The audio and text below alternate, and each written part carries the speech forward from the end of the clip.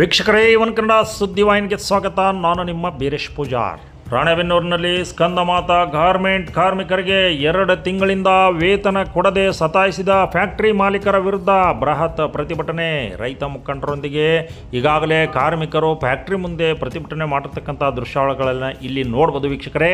ಸ್ಥಳಕ್ಕೆ ದೌಡಾಯಿಸಿದ ಕಾರ್ಮಿಕ ಇಲಾಖೆ ಅಧಿಕಾರಿಗಳು ಕೂಡ ಹೋರಾಟಗಾರರನ್ನು ಸಮಾಧಾನಪಡಿಸುವಲ್ಲಿ ಯಶಸ್ವಿಯಾಗಿದ್ದಾರೆ ಅಂತ ಹೇಳ್ಬೋದು. ಸ್ಥಳಕ್ಕೆ ಪೊಲೀಸರು ಕೂಡ ಧಾವಿಸಿದ್ದಾರೆ. ಕಾರ್ಮಿಕರಿಗೆ 2 ತಿಂಗಳ ವೇತನ ಬರಲೇಬೇಕಂತ ಪಟ್ಟಿರ್ತಕ್ಕಂಥ ರೈತ ಮುಖಂಡರು, ಕಾರ್ಮಿಕರು, ಅಧಿಕಾರಿಗಳು ಹೇಳಿದ್ದೇನು ವೀಕ್ಷಕರೇ, ಒಮ್ಮೆ ನೋಡಿಬಿಡಿ. ಏನು ಉತ್ತರ ಕರ್ನಾಟಕದ ಹೆಬ್ಬಾಗಿಲು ವಾಣಿಜ್ಯ ನಗರ ಎಂದ ಪ್ರಖ್ಯಾತಿಯಾದಂಥ ನಗರದಲ್ಲಿ ಸ್ಕಂದಮಾತಾ ಎಂಬ ಗಾರ್ಮೆಂಟ್ಸ್ ಕಾರ್ಮಿಕರಿಗೆ ಅನ್ಯಾಯ ಮಾಡಿ ಹೋಗಿದೆ. ಕಾರ್ಮಿಕರಿಗೆ 2 ತಿಂಗಳ ಪಗಾರ ಕೊಟ್ಟಿಲ್ಲ. ಆ ಪಗಾರ ಕೊಡುವವರೆಗೂ, ವೇತನ ಕೊಡುವವರೆಗೂ ನಾವು ಈ ಜಾಗ ಬಿಟ್ಟು ಕದಲಾದಿಲ್ಲ ಅಂತ ಈ ಮೂಲಕ ಸಂಬಂಧಪಟ್ಟ ಅಧಿಕಾರಿಗಳಿಗೂ ಮತ್ತು ರಕ್ಷಣಾ ಇಲಾಖೆಗೂ ಈ ಮೂಲಕ ಮನವಿಯನ್ನು ಸಲ್ಲಿಸ್ತಾರೆ. ಸರ್, ಈಗಾಗಲೇ ಅಧಿಕಾರಿಗಳು ಬಂದು ಎಲ್ಲದಕ್ಕೂ ಸ್ಪಂದನೆ ಮಾಡ್ತೀವಿ, ಲೇಬರ್ಗಳಿಗೆ ಏನು ಅನ್ಯಾಯ ಆಗೈತಿ ಅದ್ರ ಬಗ್ಗೆ ನ್ಯಾಯ ದೊರಕಿಸ್ಕೊಡ್ತೀವಿ ಅಂದಾರಲ್ಲ, ಮತ್ತೆ ಯಾಕೆ ಪ್ರತಿಭಟನೆ? ಈಗಾಗಲೇ ನಮ್ಮ ಏನು ಕಾರ್ಮಿಕ ಇಲಾಖೆಗೆ ಹೋಗಿ ಇದಕ್ಕೆ ಸಂಬಂಧಪಟ್ಟ ಮಾಹಿತಿಯನ್ನು ತಿಳಿಸಿ ಬಂದರೂ ಕೂಡ ಕಾರ್ಮಿಕ ಇಲಾಖೆಯ ಅಧಿಕಾರಿಗಳು ಇವತ್ತು ಸ್ಥಳಕ್ಕೆ ಬಂದು ಪರಿಶೀಲನೆ ಮಾಡಬೇಕಂತೂ ಮಾಡಿಲ್ಲ. ಅದು ಮೊದಲನೇ ತಪ್ಪು. ಇವತ್ತು ಇವರು ಇನ್ಲೀಗಲ್ ಆಗದಾರಪ್ಪ ಅಂತಂದು ಅವ್ರ ಮಾಹಿತಿ ಕಲೆ ಹಾಕಬೇಕಾಗಿತ್ತು. ಇವತ್ತು ನಮ್ಮ ಕಾರ್ಮಿಕರು ಅಲ್ಲಿ ಹೋದಾಗ ಅವರು ಅಡ್ರೆಸ್ ಕೊಡ್ಬೇಕಂತ ಅವರು ಹೇಳ್ತಾ ಇದಾರೆ. ಅದು ತಪ್ಪು.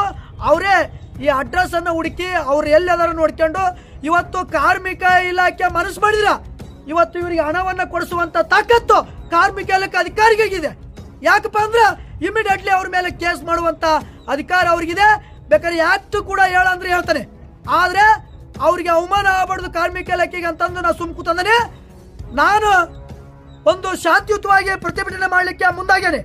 ಇಲ್ಲಿ ಏನಾದ್ರೂ ಘಟನೆಗಳು ಕಾರ್ಮಿಕರಿಗೆ ಏನಾದ್ರೂ ತೊಂದರೆ ಆದ್ರೆ ಇದಕ್ಕೆ ಸಂಬಂಧಪಟ್ಟ ಇಲಾಖೆಯ ಅಧಿಕಾರಿಗಳು ಹೊಣೆಗಾರರು ಅಂತ ಈ ಮೂಲಕ ಹೇಳ್ತಾ ಇದ್ದಾನೆ. ಸರ್, ಈಗ ಸ್ಟಾಪಿಂದು 2 ತಿಂಗಳದ್ದು ಕೊಡಬೇಕು. ಈಗ ಟೈಲರ್ಸಿಂದು ಅರ್ಧ ಹಾಕಿದಾರಂತ, ಅರ್ಧ ಅಂದ್ರೆ ಜೂನ್ ಹಾಕ್ಯಾರ, ಜುಲೈದು ಹಾಕಿಲ್ಲ. ಈಗ ನಾವು 2 ಸರಿ ಕಾರ್ಮಿಕ ಇಲಾಖೆಗೆ ಹೋದಾಗ ಅವ್ರು ಸ್ಪಂದಿಸ್ಯಾರ. ಅವ್ರು ಅಲ್ಲೇ ಮಾತಾಡ್ಸ್ಯಾರ, ಓನರ್ ಎದುರಿಗೆ ಸ್ಪೀಕರ್ ಹಾಕಿ ಮಾತಾಡ್ಸ್ಯಾರ. ಅವ್ರು ಸರ್ ನಾಳೆ ಹಾಕ್ತೀನಿ, ನಾಡ್ದು ಹಾಕ್ತೀನಿ ಅಂತ ಅವ್ರಿಗೆ ಹೇಳಿದ್ರು. ಆಯ್ತಮ್ಮ ಹಾಕ್ತಾರಂತಾರೆ ಹೇಳಿ ಕಳಿಸಿದ್ದಾರೆ. ಅವ್ರು 2 ಸರಿ ಹೋದ್ರು, 2 ಸರಿ ಅವ್ರು ಮಾತಾಡಿದ್ರು, ಅದೇ ಹೇಳಿದ್ದಾರೆ. ಅವರು ಇವತ್ತು ಶನಿವಾರ ಶುಕ್ರವಾರ ಹಾಕಬೇಕಾಗಿತ್ತು. ಭಾನುವಾರ ನೀನು ರಜೆ, ನಾವು ಸೋಮವಾರ ಇಲ್ಲಿಗೆ ಬಂದೇವು. ನಾವು ಇಲ್ಲಿ ಬಂದು ನಾವು ಈಗ ಈಗ ಸ್ಟ್ರೈಕ್ ಮಾಡಿದಕ್ಕೆ ಅವ್ರು ಸರ್ ಬಂದು ಈಗ ಬಂದಾರೆ. ಅವ್ರು ಲೇಬರ್ ಆಫೀಸರ್ ಫೋನ್ ಮಾಡಿದ್ರು ಪಿಕ್ ಮಾಡಲ್ರಿ. ಅವರು ಏನಂತ ರೆಸ್ಪಾನ್ಸ್ ಮಾಡಲ್ಲ. 2 ತಿಂಗಳ ಸಂಬಳ ಕೊಟ್ಟಿಲ್ಲ ಅಂದ್ರೆ ನಾವು ಜೀವನ ಹೆಂಗ್ ಮಾಡ್ಬೇಕು ಸರ್?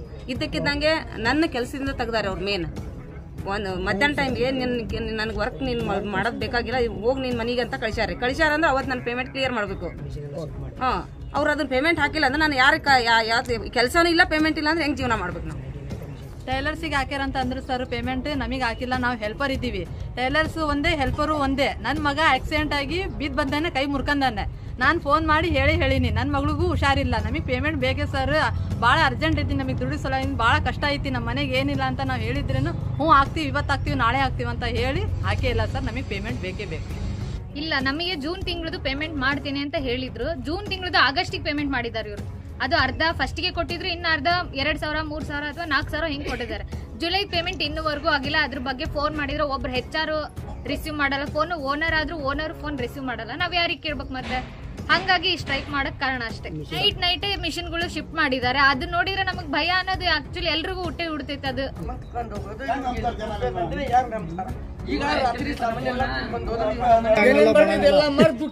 ಅದು ಯಾರು ಬರ್ತಾರ ಆಮೇಲೆ ನೋಡೋಣ.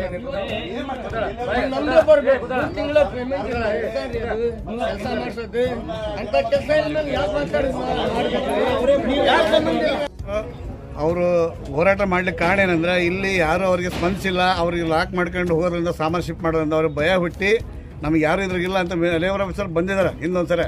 ಇವಾಗ ಬಂದಾಗ ಬರೋಳಗೆ ಶಿಫ್ಟ್ ಮಾಡೋದು ಆದ ತೊಂದರೆ ಆದಾಗ ಅವ್ರಿಗೆ ಗೊತ್ತಾಗುತ್ತೆ, ಅವ್ರು ಬಂದಿದ್ದಾರೆ. ಈಗ ಇದನ್ನು ಸ್ಪಷ್ಟವಾಗಿ ಹೇಳೋಕಪ್ಪ ಅಂದ್ರೆ ಕಾರ್ಮಿಕರು ಇವತ್ತು ಬೀದಿ ಬಿದ್ದಿದ್ದಾರೆ. ಅವರಿಗೆ ಆಸ್ಪತ್ರೆ ಮತ್ತೊಂದು ಮುಂದೆ ಭಾಳ ತೊಂದರೆ ಆಗಿದೆ.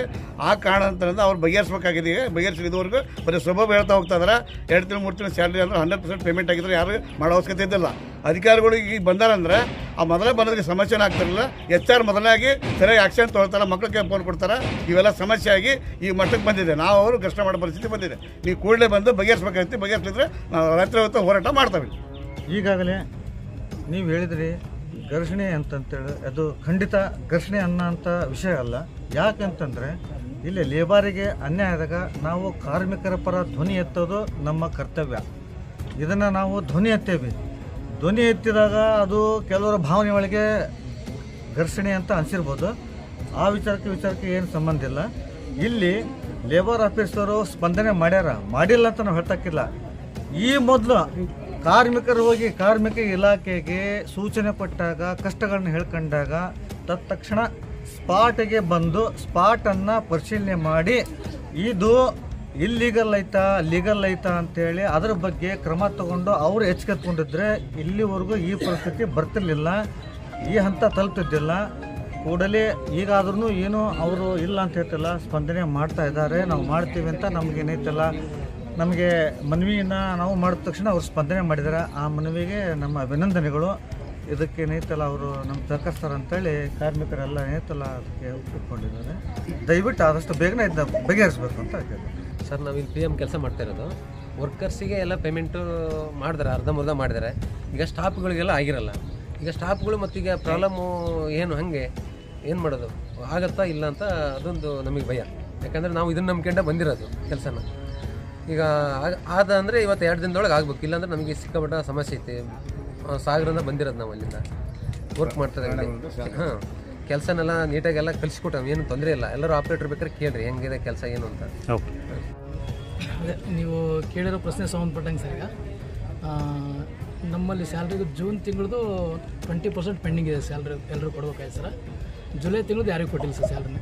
ನಾವು ಪ್ರತಿ ತಿಂಗಳು ಸ್ಯಾಲ್ರಿ 20ನೇ ತಾರೀಕು 15ನೇ ತಾರೀಕು ಮಾಡ್ತೀವಿ ಸರ್.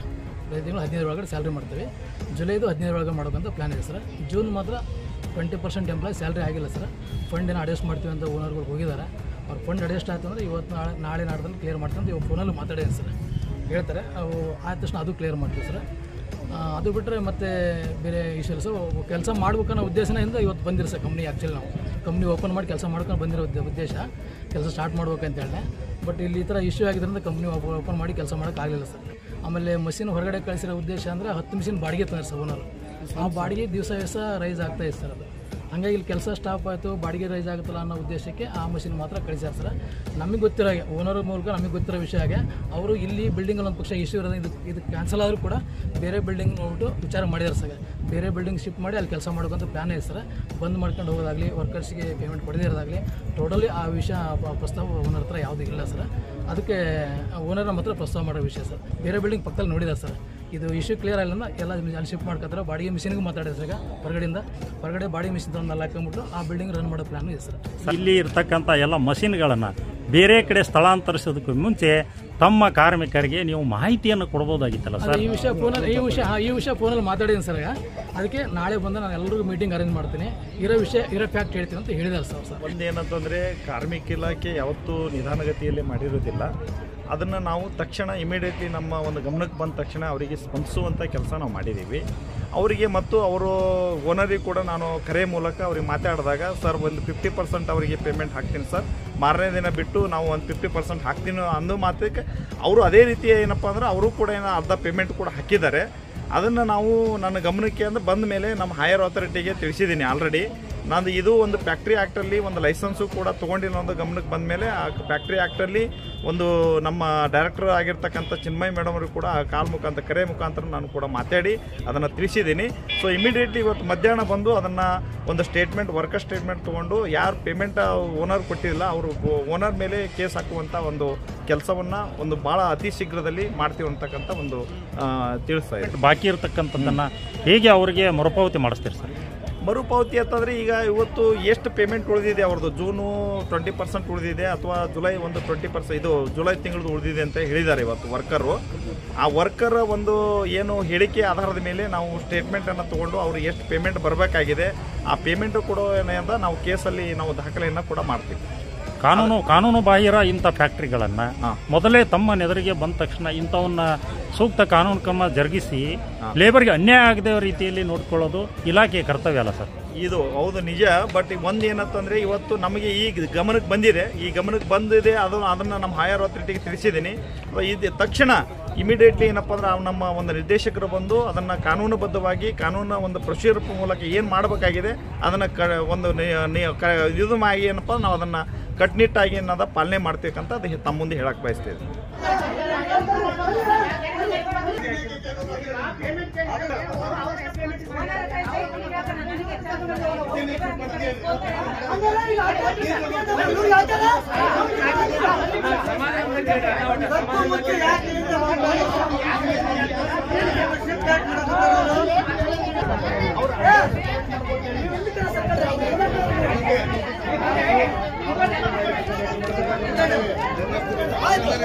$50% ಅಂತ ಹೇಳ್ತಾರ. $1 ಹಾಕಿಲ್ಲ ಇವ್ರಿಗೆ, ಇಷ್ಟೆಲ್ಲ ಇದ್ದವ್ರಿಗೆ, ಇವ್ರಿಗೆ ಲೇಬರ್ಗೆ ಹೆಣ್ಮಕ್ಳು 3 ಸಲ ಹೋಗ್ಯಾರ, ಆದ್ರೂ ಈಗ ಆಫೀಸಿಗೆ ಬಂದಿಲ್ಲ. ಒಂದೇ ತಪ್ಪು. ಎರಡನೇದು ಇವ್ರ ಮೆಟೀರಿಯಲ್ಸ್ ತಗೊಂಡು ಕದ್ದು. ಅದಕ್ಕೆ ಕಾರಣ ಯಾರು? ನೋಡಿದ್ರಲ್ಲ ವೀಕ್ಷಕರೇ, ಬಡ ಕಾರ್ಮಿಕರು ತಮ್ಮ ಶ್ರಮದ ವೇತನಕ್ಕಾಗಿ ಪರದಾಡುತ್ತಿರುವುದನ್ನು ಆದಷ್ಟು ಬೇಗ ಇವರ ಸಮಸ್ಯೆಗೆ ಪರಿಹಾರ ದೊರಕಲಿ ಅಂತ ಹೇಳ್ತಾ, ಇವತ್ತಿನ ಸುದ್ದಿ ತಮಗೆ ಇಷ್ಟ ಆಗಿದ್ದರೆ ತಡ ಯಾಕೆ, ನಮ್ಮ ಚಾನಲನ್ನು ಸಬ್ಸ್ಕ್ರೈಬ್ ಮಾಡ್ಕೊಳ್ಳಿ, ಲೈಕ್ ಮಾಡಿ, ಶೇರ್ ಮಾಡಿ ಅಂತ ಹೇಳ್ತಾ ಮುಂದಿನ ಮತ್ತೊಂದು ಭಾರಿ ಸುದ್ದಿಯೊಂದಿಗೆ ಭೇಟಿಯಾಗೋಣ. ಅಲ್ಲಿವರೆಗೂ ನಮಸ್ಕಾರ.